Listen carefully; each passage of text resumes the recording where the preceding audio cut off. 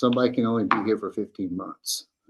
We're going to help you find resources, help you find a job, and you have to work to stay here. If you're not able to work, then you're not able to stay here. Keith and Christy McPhail, co-founders of Be the Light Mission, says they're looking to open what they're calling a poverty reduction center in Bartlesville in July. What we're building here is a transitional housing program that's going to allow people to transition from homelessness, drug addiction, various things like that, into independent living. Also being built in Bartlesville is what Nehemiah Community Development is calling Room at the Inn, a sober living program. The two of those programs, when they are up and running, will have more than enough beds for every single person who is currently living unsheltered and homeless in Bartlesville and just outside of Bartlesville. City Councilor Aaron Kirkpatrick and Keith and Christy McPhail are members of the City of Bartlesville's Unsheltered Homeless Task Force, which was created in November to address the rise in unsheltered homelessness and associated issues in the city of Bartlesville.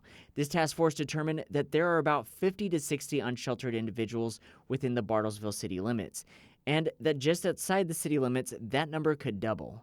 Mike Sorenson, the program director for Nehemiah Community Development, however, says those numbers don't represent everyone in Bartlesville who needs affordable housing. I know there's people who have been trying to assess the numbers, but they're just gauging by being out here in the community, we're constantly overwhelmed with a list of people that are needing affordable housing.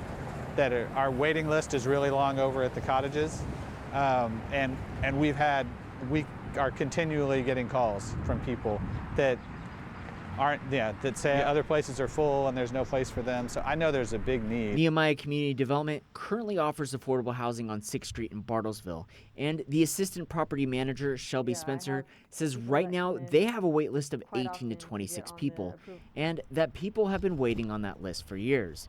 Which is why Spencer, who was hired while participating in one of their sober living programs, says she's grateful more programs like this are being developed to help get people back on their feet. I think it's definitely something Bartlesville needs. We have a big problem with homelessness and people in addiction, and I think it's an amazing thing for people to actually see that and try to fix that.